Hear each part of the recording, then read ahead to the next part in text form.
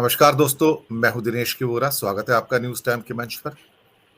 दोस्तों, कर्नाटक का बिगुल बज गया। जी हाँ, उम्मीद थी कि मार्च के आखिरी हफ्ते में या अप्रैल के पहले हफ्ते में चुनाव अनाउंस हो जाएंगे। बिल्कुल वैसा ही हुआ। और एक अच्छी बात ये हुई, ये चुनाव एक ही फेज में हो रहे हैं। मुझे लगता नहीं था कि चुनाव आयोग इसको एक फेज में करवाएगा। हालांकि कर्नाटक के चुनाव हमेशा से एक फेज में होते आए हैं और उसको 2-3 फेज में तोड़ने का कोई मतलब नहीं था। वो 2024 की है, उसको दर्ज भी करवा सकता है। कर्नाटक के चुनाव कई मायने में महत्वपूर्ण होंगे। यहां से जो संकेत निकलेंगे वो भारत की राजनीति के लिए बहुत ही महत्वपूर्ण होंगे। इस विषय पर चर्चा करने के लिए कर्नाटक में क्या हो सकता है और विपक्ष कैसे एकजुट हो सकता है, इस पर बात करने के लिए हमारे साथ एक प्रबुद्ध पैनल मौजूद है। मैं उनका परिचय करवा देता हूं और फिर मैं थोड़ी सी पृष्ठभूमि दूंगा। हमारे साथ जो 4 मेहमान मौजूद हैं वो सभी वरिष्ठ पत्रकार और विश्लेषक हैं। राजनैतिक और सामाजिक मुद्दों के ऊपर उनकी गहरी और पैनी पकड़ है। मैं स्वागत करूंगा विवेक देशपांडे जी नागपुर से, अनिल सिन्हा जी पूना से, आपका भी स्वागत है। सुनील शुक्ल जी सर, आपका भी स्वागत है। और दिनेश कंवर जी हिमाचल प्रदेश से जुड़ रहे हैं, आपका भी बहुत बहुत स्वागत है। नमस्कार सर। नमस्कार। इससे पहले कि मैं अपने मेहमान के पास फीड के लिए आऊं, मैं थोड़ा सा कर्नाटक के इलेक्शन के बारे में दर्शकों को बता देना चाहूंगा कि पृष्ठभूमि क्या है, ताकि हमें आगे बढ़कर उसको रेफरेंस में लेने में कोई दिक्कत ना हो। यहां पर मैं आपको सबसे पहले कर्नाटक का एक नक्शा लेके आता हूं। आप इस नक्शे को मूलतः देखा जाए तो 4 कलर्स में पाएंगे: पीला रंग, नीला रंग, उसके बीच में लाल रंग और नीचे हरा रंग। हालांकि इसमें एक एरिया थोड़ा सा छूटा हुआ है जो कि कोस्टल कर्नाटक है, जिसमें नॉर्थ कैनरा, साउथ कैनरा और उडुपी है, जहां पर मैंगलोर वगैरह भी आते हैं। ये भारतीय जनता पार्टी की बेल्ट है।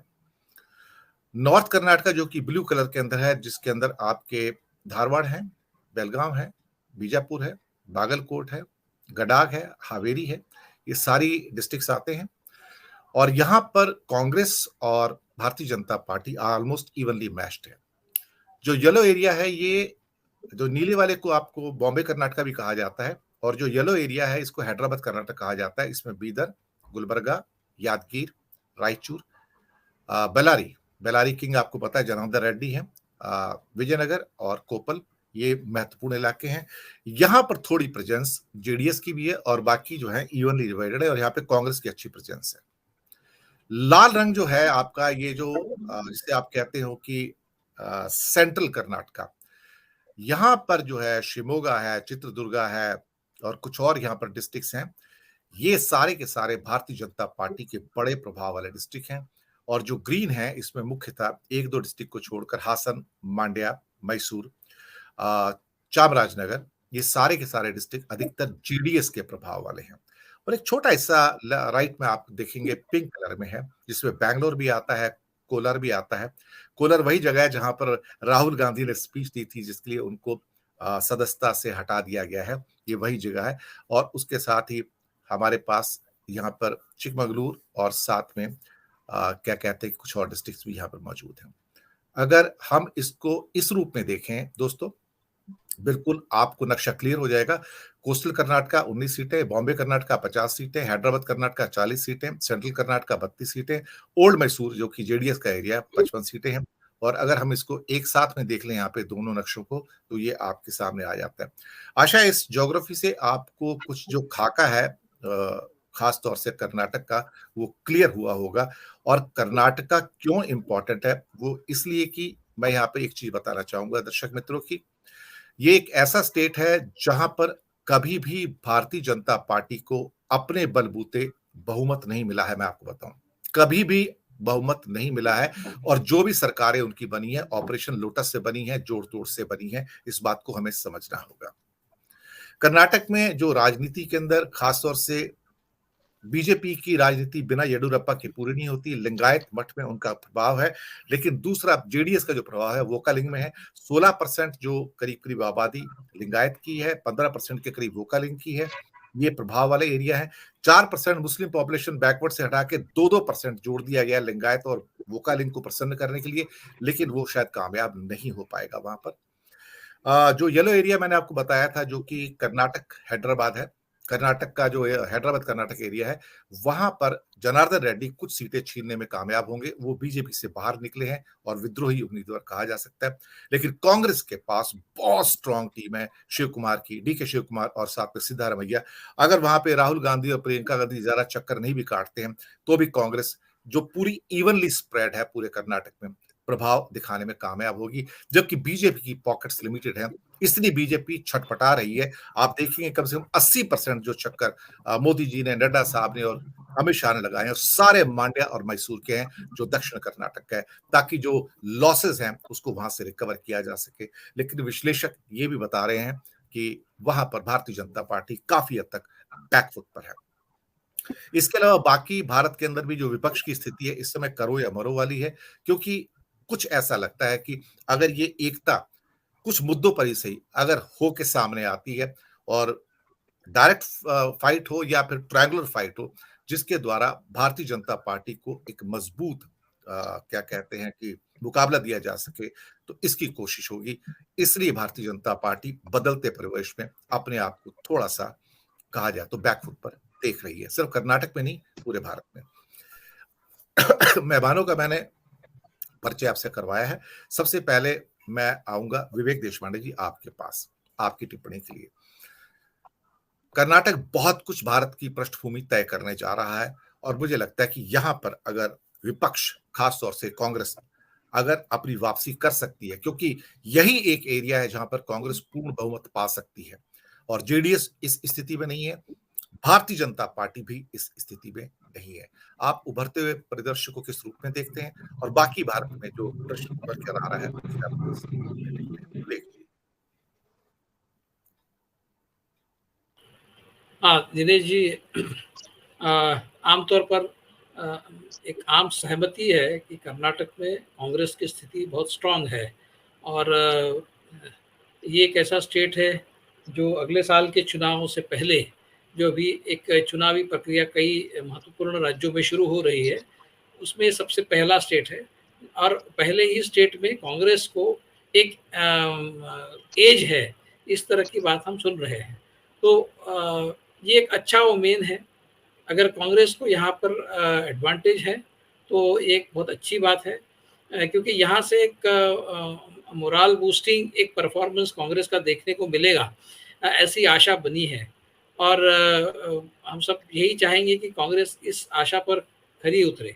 हालांकि हमारा कोई कारण नहीं बनता हम किसी पार्टी के पक्षधर बने, लेकिन जिस तरह की स्थिति देश में बनी है, जिस तरह की चुनौती देश के लोकतंत्र के सामने बीजेपी के हुकूमत के चलते बनी है, ये केवल अपोजिशन का प्रश्न नहीं बचा है, ये सारे ऐसे लोगों का, ऐसे फोर्सेस का एक सवाल बन गया है जो डेमोक्रेसी में विश्वास करते हैं और हर कोई ये चाहता है कि इस 2024 के कैंपेन की जो शुरुआत है वो कर्नाटक से हो, यहाँ पर कांग्रेस को एक थम्पिंग मेजॉरिटी मिले।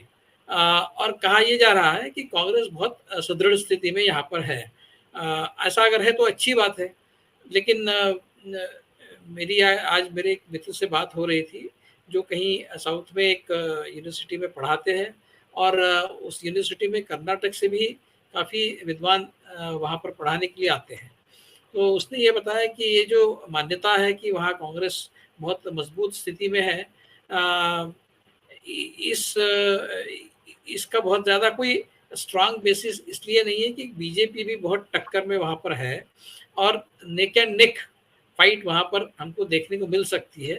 इस तरह का ऑब्जर्वेशन वहाँ के जो प्रोफेसर्स हैं उन्होंने मेरे मित्र से वो इस तरह का एक ओपिनियन साझा किया है।